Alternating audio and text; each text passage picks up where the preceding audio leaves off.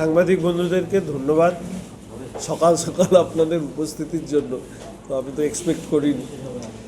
আমি এসেছিলাম আজকে আমাদের মাননীয় মুখ্যমন্ত্রীর নির্দেশ মতো বিভিন্ন হসপিটাল, মেডিকেল কলেজ হসপিটালে যে রোগী কল্যাণ সমিতি আছে তার প্রাথমিক একটি সভা সেখানে উপস্থিত হবার জন্য। মূলত আজকের সভায় এই মুহূর্তে শিলিগুড়ি সদর হসপিটালে যারা কর্মরত রয়েছেন বিভিন্ন পরিষেবায় চিকিৎসা সংক্রান্ত ক্ষেত্রে তাদের সাথে পরিচয় হওয়া এবং শিলিগুড়ি সদর হসপিটালকে পশ্চিমবঙ্গের প্রথম স্থানে নিয়ে যাওয়া, অর্থাৎ বেস্ট হসপিটাল ইন পারফরমেন্স, সেটা নিয়ে আমরা আলোচনা করি। ইতিমধ্যে সরকার কিছু নির্দেশিকা দিয়েছেন।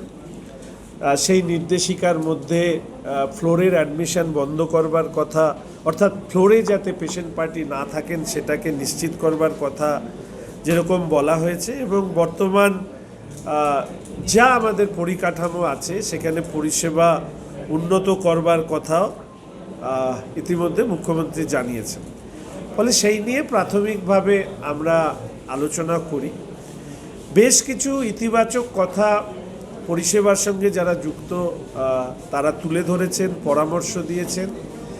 যে যে জায়গাগুলো দুর্বলতা আছে সেই দুর্বলতাগুলোকে দূর করবার ক্ষেত্রে তাদের পরামর্শ আমরা গ্রহণ করেছি। ভবিষ্যতে আমি আশা রাখি আজকে এই শিলিগুড়ি হসপিটালের এই সভা থেকে যে নির্যাস, সেই নির্যাসের আমি মাননীয় মুখ্যমন্ত্রীর কাছে তুলে ধরব এবং স্বাস্থ্য দপ্তরের কাছে তুলে ধরব, যাতে আমাদের পরবর্তী যে পূর্ণাঙ্গ বাজেট এই সরকার করবে সেই সরকারের এই বাজেটে তার রিফ্লেকশন থাকবে। আমি সাধারণভাবে দু তিনটে অনুরোধ করেছি। এক, যেহেতু স্বাস্থ্য পরিষেবার সাথে যারা যুক্ত থাকেন তাদেরকে মানুষ ভগবান জ্ঞানে শ্রদ্ধা করেন, ফলে সেক্ষেত্রে সেই শ্রদ্ধার জায়গা যাতে পেশেন্ট পার্টির সাথে স্বাস্থ্য পরিষেবার যারা যুক্ত তাদের মধ্যে বজায় থাকে, উন্নত করা যায়, সেই ব্যাপারে দৃষ্টি দেওয়ার কথা বলেছি। দ্বিতীয়ত হচ্ছে প্রত্যেকের পরিচিতিপত্র অর্থাৎ আইডেন্টিটি কার্ড সেটা যাতে তারা পড়ে আসেন তার জন্য আমি অনুরোধ করেছি। আমাদের অ্যাটেন্ডেন্স সুনিশ্চিত করবার কথা, নিয়ম মতো আসা এবং নিয়ম মতো তার যাওয়া, সেটাকে আমরা সুনিশ্চিত করবার কথা বলেছি। এগুলো একদম সাধারণ বিষয়, কিন্তু এর বাইরে যে আলোচনা হয়েছে সেই আলোচনাগুলো আমি মাননীয় মুখ্যমন্ত্রীর কাছে, স্বাস্থ্য দপ্তরের কাছে তুলে ধরব। এবং আমি আপনাদের কথা দিচ্ছি যে শিলিগুড়ি হসপিটাল তার নতুন রূপ নিয়ে আগামী 6 মাসের মধ্যে মানুষের কাছে আসবে, এবং মানুষ যে পরিষেবা পেতে চান, অর্থনৈতিকভাবে যারা পিছিয়ে পড়া, সাধারণভাবে দরিদ্র পরিবার থেকে এসছেন, বা যে মধ্যবিত্ত সরকারি স্বাস্থ্য পরিষেবার বদলে বেসরকারি পরিষেবার দিকে চলে যাওয়ার যে প্রবণতা আছে, সেই প্রবণতাটাকে বন্ধ করে সরকারি পরিষেবাতেই তাদেরকে সন্তুষ্ট করবার যে জায়গা বা পরিসর, সেই পরিসর তৈরি করবার আমরা সবাই মিলে চেষ্টা করব। আজকে যারা উপস্থিত ছিলেন স্বাস্থ্য পরিষেবার সাথে যুক্ত, ভবিষ্যতে তাদের সবাইকে সাথে নিয়ে সিএমওই সাহেব, সুপার সাহেব, এসডিও সাহেব, এসএমওই সাহেব এবং জেলা শাসক মহোদয় আসারবার কথা ছিল, তিনি আসতে পারেননি। তাদের উপস্থিতিতে একটা ইতিবাচক আলোচনা হয়েছে। আজকে বলে দিয়েছি দালাল চক্র বন্ধ করতে হবে, যারা দায়িত্বে আছেন করবে। আর আমার তো একটা সুবিধা আছে, বেশি লোক লস্কর দরকার নেই, একা একাই ঘুরি। তো এরকম কোনো বিষয়, কোনো অভিযোগ যদি আসে, আমরা এখানে একটা সেপারেট সাজেশন বক্স এবং গ্রিভেন্সেস এগুলো জানানোর একটা জায়গা আমরা তৈরি করব। প্রত্যেকটা হাসপাতাল বা মেডিকেল কলেজে অ্যাম্বুলেন্সের ক্ষেত্রে বিরাট একটা দালাল চক্র কাজ করে এবং সাধারণ মানুষদের সাংঘাতিকভাবে প্রতারিত করে। আর প্লাস হচ্ছে ডাক্তারকে এই সময় ডিউটি টাইম অনেক সময় পাওয়া যায় না। মুখ্যমন্ত্রী যেটা বলেছিলেন বন্ধ করতে হবে, সেটা কি এখানে আপনি নির্দেশ দিলেন? প্রথম কথা, অ্যাটেন্ডেন্স মাস্ট। অ্যাম্বুলেন্সের ক্ষেত্রে পরিকল্পনা করে সেই পরিকল্পনা আমার কাছে দেওয়ার জন্য অনুরোধ করলাম।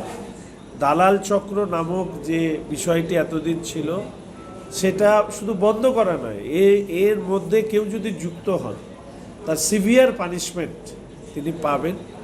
এবং আমি এটুকু আশা রাখি, সরকারি পরিষেবায় যারা, স্বাস্থ্য পরিষেবায় যারা আছেন তাদের অনেকেরই তথ্যগত ঘাটতি থাকে, ফলে তাদের এই তথ্যের অভাবের কারণে তাদেরকে চূড়ান্তভাবে বিভ্রান্ত হতে হয়। তার জন্য এখানে আমরা চেষ্টা করছি যে হসপিটালের কি পাবেন ডুজ অ্যান্ড ডোন্টস, এটাকে আরও বড় আকারে নিয়ে যাওয়া।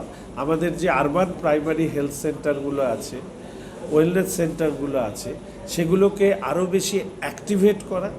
এখানে ওপিডিতে প্রায় যে সংখ্যায় মানুষের দেখা দরকার তার থেকে অনেক গুণ মানুষ এখানে দেখতে বা দেখাতে আসেন।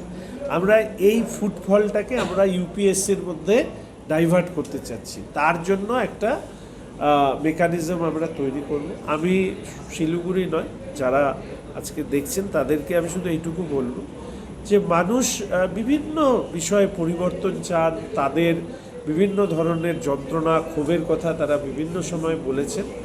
সরকার প্রতিটি বিষয়কে অ্যাড্রেস করা, প্রতিটি বিষয় ধৈর্য ধরে শুনে তার বিকল্প একটা রাস্তা কি করা সম্ভব আমরা সেটা এক্সপ্লোর করব। তার জন্য আমাদের কিছুদিন সময় দরকার। এটা তো প্রাথমিক আলাপচারিতা হচ্ছে, 15 বছরের যে বিষয় সেটা তো 15 দিনের সমস্যার সমাধান করে দেওয়া হবে, তাই আমাদের একটু সময়। এই ব্যাপারে নাইট শেল্টারের ব্যাপারে কথা হয়েছে। আমি জমির ব্যাপারে ওনাদেরকে বলেছি যে জমিটাকে কোন জায়গায় আছে সেটা আমাকে একটু জানানোর জন্য। অনেকে আমাকে অনুরোধ করেছেন যে তারা হসপিটালে নাইট শেল্টার নিজেরাই তৈরি করে দিতে চান, কিন্তু সরকারি নিয়মে যে পদ্ধতিতে যেতে হবে সেই পদ্ধতিতে যাওয়া, night shelter, parking, private ambulance ইত্যাদি বিষয়। তবে এবার ওনাদেরকে অনুরোধ করেছি যে হসপিটালে আনওয়ান্টেড পার্সন রেস্ট্রিক্ট করে দেয়, ফ্যামিলির লোকও নির্দিষ্টভাবে ঢুকতে হবে, হ্যাঁ নির্দিষ্ট সময়। ভিজিটার্স আওয়ার্সগুলোকে স্ট্রিক্টলি মেনটেন করা, প্রভাবশালী বলে আলাদা কোনো বিষয় নেই। এর বাইরেও কিছু কিছু সময় অনেকে আসেন, তারা এই শিলিগুড়ি হসপিটালের ক্ষেত্রে সে প্রায়র ইনফরমেশন দিয়ে যদি আসেন তাহলে সেটা ভালো হয়। একটা সিস্টেমকে ডেভেলপ করার চেষ্টা করা হবে, সেটা আগামী 3 থেকে 6 মাসের মধ্যে তার একটা রূপ আপনারা দেখতে পাবেন। ওষুধের রাতে মিটিং করে আপনি কি বুঝুন সবচেয়ে বড় সামগ্রিকভাবে কোন সমস্যাটা শিলিগুড়ি জেলা হাসপাতালে সবচেয়ে বেশি? আমার যেটা মনে হয়েছে স্কেয়ারসিটি অফ স্পেস, এইটা দূর করবার আমরা চেষ্টা করি। স্পেস ক্রাইসিস আছে, যত সংখ্যক মানুষ এই হসপিটালে আসছেন তাদেরকে যদি আমাদের প্রপার সার্ভিস দিতে হয় তাহলে আমাদের আরও স্পেস বাড়াতে হবে, এবং সেইটা বাড়ানোর জন্য আমি কিছু বিকল্প কথা ওনাদেরকে বলেছি। আমি যেহেতু আপনারা জানেন একটা নিয়মের মধ্যে চলি, ফলে এই বিষয়ে যা প্রস্তাব আমি মুখ্যমন্ত্রী মহোদয়ের কাছে পাঠিয়ে দেব পরবর্তীকালে। তারই উপরে দাঁড়িয়ে রাজ্যেও একই তো বিষয়, সবই তো চিকিৎসা পরিষেবা, ফলে সেখানেও নিশ্চয়ই কিছু প্রিন্সিপাল পলিসি হবে, সেটা ভবিষ্যতে আপনারা বাজেটে দেখবেন। এখানে তো মেডিসিন সেটা আরেকটা বিষয়, সেগুলো নিয়ে নিশ্চিতভাবে যারা এই ওষুধ ব্যবসায়ীরা আছেন তাদের সাথে আলাদা দেখুন আচরণ সংক্রান্ত বিষয় নিয়েও কথা হয়েছে। আমি একটা জিনিসই আপনাদেরকে বলতে পারি যে নতুন সরকার এসছে, রাজনীতি করতে পছন্দ করি না। আমি বরঞ্চ চাই এই ইনফ্রাস্ট্রাকচারের মধ্যে যারা এতদিন ছিলেন তাদের মধ্যে যারা দুর্নীতি করেছেন, খারাপ কাজ করেছেন, তাদের তো যা আইনত প্রশাসন ব্যবস্থা নেওয়ার নেবে, কিন্তু তার বাইরেও তো অনেকে আছেন যারা এর মধ্যে যুক্ত ছিলেন। ফলে এই মুহূর্তে ওই তথাকথিত কে কি করেছে এই 15 বছরে গত শাসক দলের সময়, তাদের চিহ্নিতকরণের কাজটা আমার কাছে আগে না। তার জন্য সিস্টেম আছে, সেই সিস্টেমে চিহ্নিতকরণ হবে। আমার কাজ হচ্ছে যে জিনিসগুলো 15 বছরে পাইনি সেই জিনিসগুলো পাইয়ে দেওয়ার জন্য সিস্টেম আপডেট করা, ইমপ্রুভ করা, সেই কাজটা করব। দাদা, স্বাস্থ্যকর্মী, নার্স কিন্তু আছে দীর্ঘদিনের একটা সমস্যা, সেটা কাটিয়ে তোলার বিষয়। দাদা বিশেষ করে কার্ডিও, নেফ্রো আর হচ্ছে নিউরো, এই তিনটার কিন্তু প্রচুর পেশেন্ট আছে, কিন্তু স্থায়ী ডাক্তার নেই। এখানেও শুধু মেডিকেলও একই অবস্থা, দুটো জায়গাতে কম্বিনেশন।